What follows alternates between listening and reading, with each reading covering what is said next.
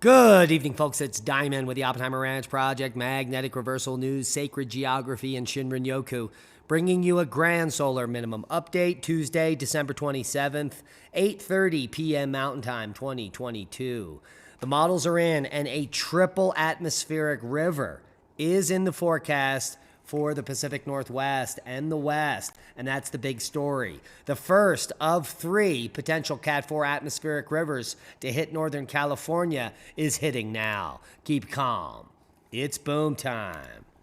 And when I mean hit like Schmidt. Southern California experienced a drastic drop in temperatures on Monday, with wet weather expected through the week, while powerful winter storm hits Northern California started late Monday and brought several inches of rain, heavy winds, and inches of snow to the higher elevations, 3 to 5. In fact, the National Weather Service told CBS San Francisco the atmospheric river could be as strong as Cat 4. At the same time, snow-inundated Buffalo is facing more challenges in the aftermath of a storm that left, 32 dead, in fact. The death toll from the blizzard is up to at least 32, surpassing the blizzard of 1977. And officials are extending Buffalo's driving ban and will enforce it with New York troopers and military police that have arrived in Buffalo after many, if not all, of the stores have been looted, and there is nothing to be found in Buffalo. Here are the highest snow totals for northern Michigan. 36.7 inches in Monassiola, 35.2 inches in Saint Sainte Marie. Northwest Gaylord saw 32, Daft 31, Pickford and Rudyard tied with 30 inches. And you can see that there was quite a bit of snow in the northern areas of Michigan, with parts of Colorado could see up to 2 feet of snow with the upcoming system and over 6 feet of snow in the next 10 days. Strong winds for the eastern plains as well. Here is the snowfall analysis from the last 48 hours, and you can see in the northeast, it's just the lake effect regions. Buffalo picking up another foot or more, and more snow up in upstate New York. And even for the entire country, we have very little snow here through the upper Midwest and in the high elevations in the Pacific Northwest. But that's going to change starting now. Now, Southwest Airlines has canceled 67% of their flights today and counting in what some are calling the biggest airline meltdown of all time. In fact, they are admitting that Southwest Airlines has melted down. Some people have been stranded for 3 days. But the majority of people have been waiting in line for 5+ hours just to talk to a help desk. Can you imagine that? I can't believe there haven't been more, injuries at these airports. Now, the bad news is that this extremely significant Arctic blast, which brought snow to southern Florida for the first time in quite some time, the second time ever in history since records have been kept, there is now problems with municipal water. Thousands without water after extreme cold causes waterline breaks in Asheville, North Carolina. The city of Asheville is recommending customers in the southern portion of the water district to boil their water after extremely cold temperatures cause multiple issues with the system. And Asheville, North Carolina, which is in the mountains, is not alone. Deep freeze breaks pipes and creates a water crisis across the South. This is Jackson, Mississippi. Days of freezing temperatures in the deep south areas that usually freeze for only hours are threatening dozens of water systems as burst pipes leak millions of gallons of water. Just what we need to hear as we enter the winter season. The city of Jackson is struggling to return pressure to its troubled water system after breaks likely caused by cold weather. And a rare snow-nado. I just said snornado, was caught on camera. Let's take a look to the left here. Boom! You can see that snow-nado moving towards the highway as this driver is clearly using a camera that he's not aware of. But there's that snow-nado. It's no different than a dust devil. It's not even significant, but apparently it's a low news day, so they got to talk about the snow-nado. I figured I'd throw it in there just for some shites and giggles. Active weather for the west, warmer temperatures for the east. A series of Pacific storm systems, 3 in fact, will affect the western U.S. with heavy rain, mountain snow, and strong winds into the weekend and all next week. Meanwhile, much warmer temperatures are expected through the week for the eastern half of the country after they got their ass handed to them and thousands of record cold temperatures broken. Now, a developing storm across the center and southern portions of the nation will bring increasing threats of rain and some flooding concerns as the system tracks east like a beast. You can see the heavy rain and snow in the Pacific Northwest right now is going to be moving down into my neck of the woods as all snow in just a few hours, and we're going to get totally pummeled here for days. In fact, all day Wednesday and into Thursday, that system is going to be in the Four Corners region.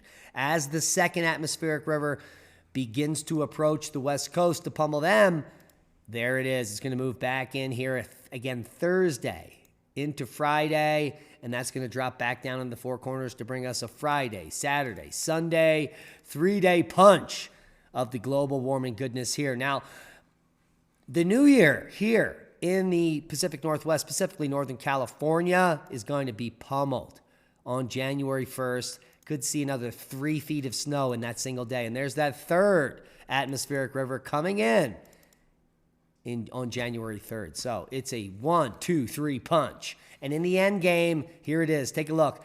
We could be looking at upwards of 14 to 16 inches of precipitated water in California, from South Central up through Central and Northern California, and even in the Pacific Northwest up in BC and Washington State, up to 14 to 16 inches of precipitated water expected over the next 2 weeks. Oh my holy macaroni. That's all I can say. Let's walk it through here. You can see the snow totals here are in feet, not in inches, and that's inches. There's going to be 2 feet on the ground by tomorrow afternoon in the Sierras. Hello! And by midnight tonight, we should be snowing here. So the snow's going to move in through midday tomorrow. You can see up to 16 inches in the Four Corners region for the southern mountains of the South San Juans, 16 inches for the Sierras, 16 inches for the Cascades and all the high elevations. And then Friday, a second system is going to add insult to injury and start doubling, tripling, and quadrupling the numbers in the west as the system tries to break out through the northern plains here Monday, January 2nd. Into the 3rd. So heads up North South Dakota, as well as Wisconsin and Minnesota. Say it ain't soda. Yeah, but northern Minnesota is going to be slathered by the global warming goodness from this system. But the big winter chicken dinner will be North Central South Dakota. Say it ain't soda. But we're going to see heavy record totals here in Utah through the new year, as well as the Sierras and the Cascades, with avalanche warnings and watches and potential mudslides and other nefarious things happening. And we're not the only place that's cold. Japan just picked up 3 meters of snow just a few days ago, and a cold wave is now gripping North India. Yeah, that's one of the coldest places on Earth that's normally not cold. Seismic update. We've got an interesting rocker up here in eastern Greenland at 4.6. Clearly, no one was affected by that. There is no one there. No other quakes of note worldwide. Good news. Most recent rocker right there at the surface, 4.9. That's not significant. Here, another surface quake at 5.1 in Chile. No significance there. But we do have some seismic activity, 3.3. 14 kilometers south of Fern Forest in Hawaii. Let's go blow this up, see if anything spectacular is happening there. Not at all. All is quiet on the seismic front. Total snow mass for Northern Hemisphere, excluding the mountains, has been above the average snow mass for the last 40 years. Well above. And it's been well above the average snow mass for the last 40 years for the last 3 years. Yet the mainstream has not reported on this phenomenon. I wonder why. Now, a man is standing at the edge of a lava ocean in a hair-raising video that has the internet stumped. But we've got it up on our Twitter page where you can go check it out at Diamond the Dave, Oppenheimer Ranch at Diamond the Dave on Twitter, where you can see this idiot at any moment could be hit by some of that lava, and that would be the last moment of his life. But he is on the radio, and I'm sure he's being assured by his superiors that he's going to be fine. Just walk out there, Jimmy. Just take a look. Everything will be fine. He puts his head over there and he realizes it's like 2,000 degree wind, and he's like, whoa, no, this doesn't seem right. Yeah, so there is that. Worldwide volcano news update. Popo, Shivalush, Raventador, Sabancaya. Nothing spectacular and nothing of note or interest. Good news on the volcano front. But the bad news, the explosive eruption of Taranaki Maunga would have erased everything, according to experts. And you probably don't even know what the heck I'm talking about. Well, Taranaki Maunga is in New Zealand. Yes. New research on the Taranaki Maunga volcano in New Zealand. Technology we use in the web cameras that captures an image. Let's see what he says. Technology we use in the web cameras that captures an image every second. And we're able to actually splice those 1 second images together and make a short video clip. The first things that we saw on the 21st were dense slugs of material shooting out at angles from the base of the crater. Now this is the 21st of November in 2012, just for context. So I'll bring that back and we'll continue the video. So this eruption at Mount, it says Tongariro, but it's, anyway. This is a very dangerous volcano in New Zealand. Shooting out at angles from the base of the crater. Shortly after the eruption gets started, we see the central eruption column developing, sort of a vertical column going up, really dense, dark, containing lots of volcanic debris out of the crater. And after sort of 10 or 15 seconds of that column developing, you'll see it stops, and you can see the material at the top of the column starting to move back down. And at that stage, you'll see the bottom of the eruption column starting to expand as material falls back down onto the ground, and it starts to flow out horizontally. And you'll see one lobe going out to the east on the left-hand side of their image, developing quite rapidly down and another lobe develop. Now, these lobes are very dangerous pyroclastic flows, and anyone in the region of a larger volcanic eruption like this would be completely obliterated and eliminated. Towards the camera, and you'll see that expanding and coming towards us, a ground hugging what we call pyroclastic density current. So as the pyroclastic density currents are developing at the base of the column, if we now look back to the top of the column, we'll see expansion going on in the eruption column, and it's starting to gain some elevation and just grow above the volcano. And that just slowly grows, then the wind captures it and starts to blow it over, and ultimately you'll see some volcanic ash start to rain out of the column. So that was the fantastic eruption from the 21st of November of 2012 at Taranaki, Maunga. And there has been increased seismicity there at Taranaki. And the bad news is that this is a grand solar minimum. The heartbroken family of the teenager who drowned here. This is a grand solar minimum volcano that has erupted to VEI 4, VEI 5 in the recent past. Back in the Maunder minimum, VEI 5. Oh, wow, that was in BC. Okay, so that's 3,700 years ago, VEI 5. Just after the time of Christ, VEI 3. And back here, this is the Maunder minimum, VEI 4. And it also erupted in the Dalton minimum. Imagine that. And could be setting itself up to erupt again. It appears in the large eruptions here, 1700 and then 2,000 years earlier and then 2,000 years earlier, that it is about time to blow. Ho, ho. So, heads up for Taranaki. Now, you want to know a little bit more about it? Let's just go over to general information here. It's a nearly symmetrical steep-sided cone of Taranaki. It was previously known as Egmont. It's a large andesitic stratovolcano, which means the eruptions are violent and explosive. It's on the west coast of the central North Island, and it's surrounded by a ring plain of debris, avalanche, and lahar deposits because it is an active volcano. And these extend all the way to the coast, so hopefully no one has built a community near this volcano.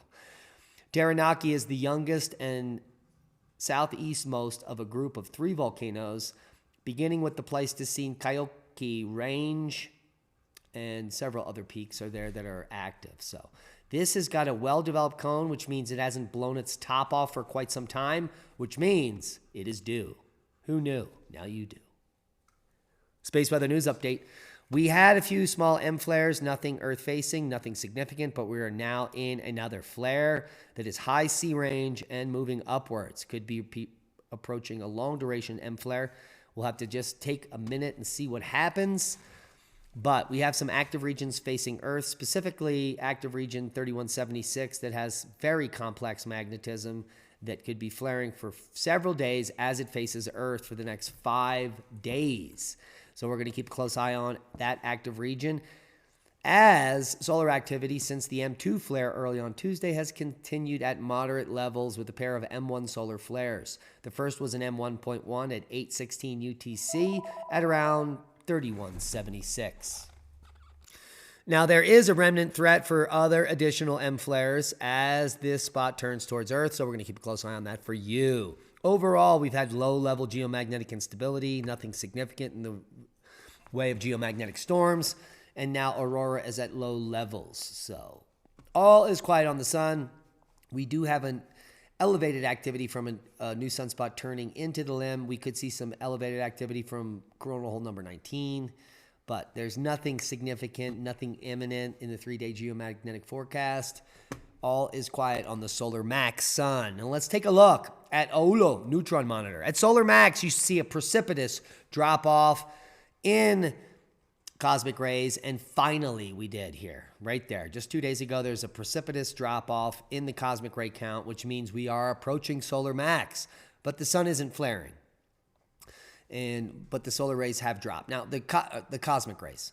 Now, the cosmic rays haven't gone as low as they did last cycle, nor as low as the cycle before, because there have been increasing cosmic rays since 1991 overall. We have reached the cosmic ray maximum back here in 2011 and approached it again in 2021. But I can assure you, cycle 25 will reach a new cosmic ray maximum. And we will see in just 7 years from now, more record flooding, more record snows, more. 500-year floods, 1,000-year floods, on and on. And if the grid is still up and the mainstream is still reporting, it will still all be your fault. Now, McDonald's unveils its first automated location. Social media is worried it will cut millions of jobs. Yes, this is the very first day of the last day of the rest of your life. Yeah, if you're a stupid, useless eater, we don't need you. Do you know they're paying $17 to $20 an hour? 17 is the starting wage in Pagosa to work at McDonald's. I've never made $17 an hour in my life, unless I was doing a very highly skilled job, like a carpenter or a dry set mason or a geologist. But now you can make that kind of money at McDonald's. But as the wages were rising, the automation was being implemented, and they don't need you anymore. And as soon as this automated location of McDonald's proves a success, everyone's fired. Now, who else should be fired? Whoopi Goldberg. She clarifies and doubles down on her recent comments about the Holocaust, where she initially said it wasn't about race, but then she apologized. And then just the other day, she said it wasn't about race again. She claims that black people were more persecuted during the Holocaust than white people.